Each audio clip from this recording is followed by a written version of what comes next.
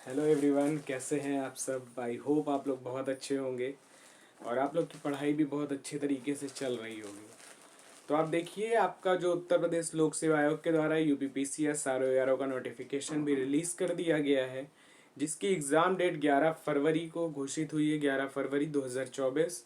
तो अब आपके पास समय बहुत कम है, तो बिल्कुल पैनिक होने की आवश्यकता नहीं है। एग्ज़ाम से पहले बहुत सारे टॉपिक आपको जितने एग्ज़ाम में है लगभग चीज़ें हम कवर करेंगे। तो चैनल पे बने रहिए और वीडियो को इसी तरह लाइक करिए, सब्सक्राइब करिए, दोस्तों के साथ शेयर करिए और अपने कमेंट्स दिया करिए। और किसी टॉपिक पे यदि वीडियो चाहिए तो भी बताया करिए, ठीक है। तो इसी तरीके से चैनल पे बने रहिए। और एक चीज़ जान लीजिए, कंपटीशन तो टफ है लेकिन हमें पढ़ना है। यदि पढ़ना है, क्योंकि एग्ज़ाम का लेवल तो बात सही है कि इतने लोग भरे हैं, लेकिन आप देखिए 10 लाख भरे जरूर हैं, लेकिन अपने दिमाग में आप ये चीज़ बैठा के रखिए, केवल एक ही सीट आपको चाहिए, बाकी से आपको मतलब ही नहीं है। और ये तभी होगा जब आप पढ़ेंगे। और पैनिक क्रिएट करके, खुद दिमाग डिस्टर्ब करके, इससे कुछ मिलने वाला नहीं है। रही बात जो जॉब है, वो भी चली जाएगी।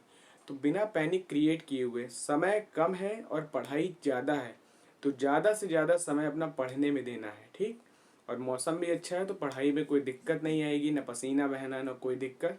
तो इसी तरह से पढ़ते रहिए। चलिए फिलहाल हम आज अपने विषय पे बात करेंगे, जो हमारा विषय है वैष्णव धर्म के बारे में। क्या है वैष्णव धर्म के बारे में, ठीक। वैष्णव धर्म का उदय क्यों हुआ? जो यज्ञ विधि विधान, ब्राह्मण ब्राह्मण धर्म के जो यज्ञ विधि विधान कर्मकांडों के विरुद्ध इस धर्म का उदय हुआ। जो इस आराध्य हैं, इसके भगवान विष्णु को मानने वाले हैं।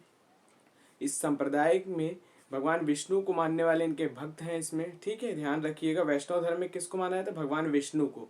इसी तरह जो शैव धर्म आएगा उसमें भगवान शिव की चर्चा होगी, ठीक। वो हम अगले टॉपिक में बताएंगे कि शैव धर्म क्या है, ठीक। तो आज हम बात कर रहे हैं वैष्णव धर्म के बारे में। भगवान विष्णु को आराध्य मानने वाले का संप्रदाय है, जो आराध्य मानते हैं इसमें। साथ ही इनका जो उद्भव है वो मौर्योत्तर काल में हुआ था, ठीक। इस पे जो प्रमुख इनके जो संत हैं, जो भगवान विष्णु की स्तुति में रचनाएं लिखे हैं, वो सभी अलवार कहलाए। क्या कहलाए? अलवार। जो भगवान विष्णु की स्तुति में लिखे हैं वो अलवार कहलाए, 6ठी से 9वीं शताब्दी में, ठीक। और क्या था इसमें? जो तमिल जो कवि थे उनको अलवार कहा गया। आगे हम चर्चा करेंगे, इनकी संख्या जो 12 है उन 12 नाम पे भी हम बात करेंगे, ठीक। कौन कौन से हैं? तो देखिए, वासुदेव जो इसके संस्थापक है, वासुदेव कृष्ण को माना जाता है, ठीक। इसमें ये जो है वासुदेव कृष्ण जो वृषणवंशीय कुल के नेता थे। कौन थे? वृषणवंशीय कुल के नेता थे, ठीक। वैष्णव धर्म को भागवत या पांचरात धर्म भी कहते हैं। पांचरात मत इसलिए कहा जाता है क्योंकि सूर्य की जो नारायण के उपासक हैं वो पांचरात कहलाए, तो पांचरात मत भी कहा जाता है, ठीक है। ब्राह्मण धर्म यदि हम बात करें, इसमें क्या होता है? वैष्णव धर्म में इसे भागवत धर्म भी कहते हैं। इसमें सूर्य की उपासना भी की जाती है, भगवान सूर्य की उपासना भी की जाती है, ठीक। भगवान विष्णु के जो भक्त हैं उनको, जैसे मैंने पहले ही बताया कि अलवार कहा गया, ठीक। ऐत्रेय ब्राह्मण में विष्णु जी को सर्वोच्च देवता कहा गया है और शतपथ ब्राह्मण में नारायण जी का उल्लेख हुआ है, ठीक। नारायण जी का उल्लेख कहाँ हुआ है? तो शतपथ में।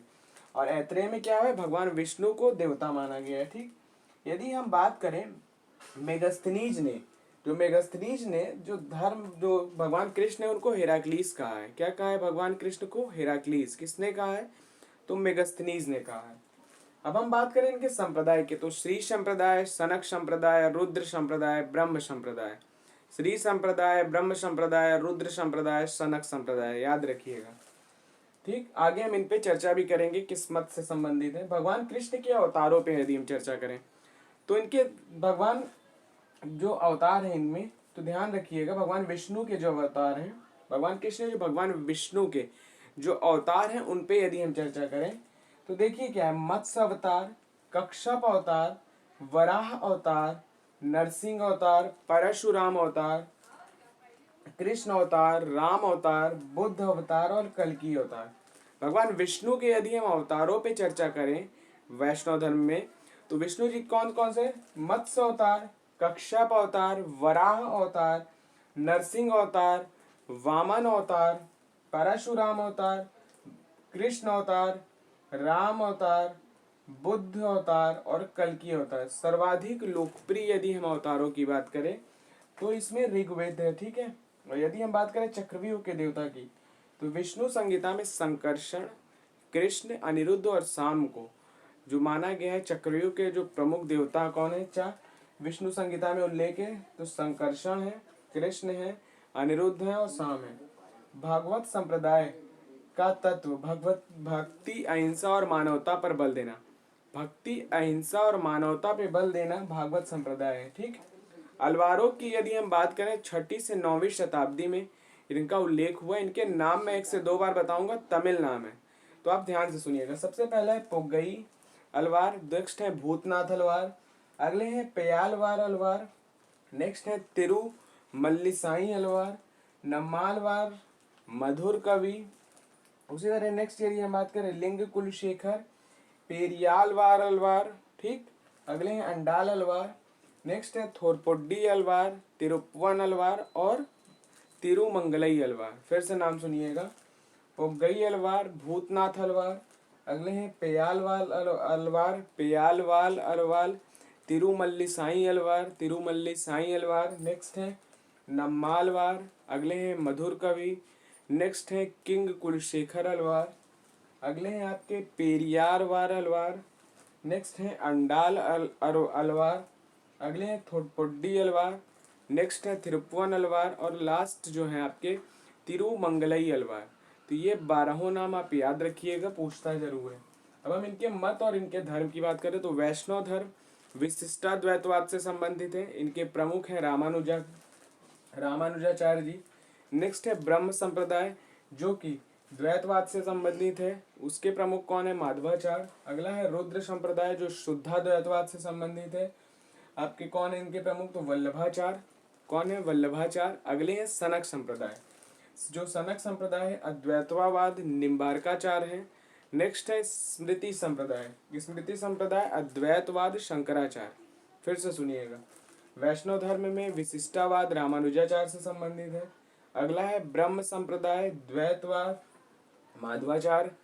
नेक्स्ट है रुद्र संप्रदाय शुद्धाद्वैतवाद वल्लभाचार्य। नेक्स्ट है सनक संप्रदाय अद्वैतवाद निम्बारकाचार्य और जो लास्ट है स्मृति संप्रदाय अद्वैतवाद शंकराचार्य। ठीक, तो ये चीज याद रखिए, एग्जाम में पूछता है, मिलान के बाद आता है कि कौन सा किससे संबंधित है। ठीक, तो आप एक बार स्क्रीनशॉट ले लीजिए। आई होप आपको वीडियो पूरा पसंद आया होगा। इसमें वैष्णव धर्म पे पूरी चर्चा हुई। नेक्स्ट आपका जब आपकी टॉपिक आएगी तो उसमें हम शैव धर्म के बारे में चर्चा करेंगे और जो भी टॉपिक आधुनिक भारत में आपके छूटे हैं उसको भी हम कवर करते हुए चलेंगे। ठीक, अभी जो जो इम्पोर्टेंट है उसको हम ले रहे हैं, खोज के कहाँ से क्या चीज़ आपके लिए इम्पोर्टेंट है और क्या क्या आता है एग्ज़ाम में, तो उसी की तहत हम एग्ज़ाम की दृष्टि से ही चल रहे हैं। और जो आपके टॉपिक बचे हुए हैं, आप देखिए कितने सारे हमने आधुनिक भारत के टॉपिक कवर किए हैं। जो बचे हैं उसको भी बहुत तेज़ी से जल्दी ही कवर कर लिया जाएगा। तो इसी तरह चैनल पे बने रहिए। तो अगले वीडियो में फिर आप सबसे मुलाकात होगी, तब तक के लिए बहुत बहुत शुक्रिया आप सभी का। आभार। जय हिंद, जय भारत, धन्यवाद।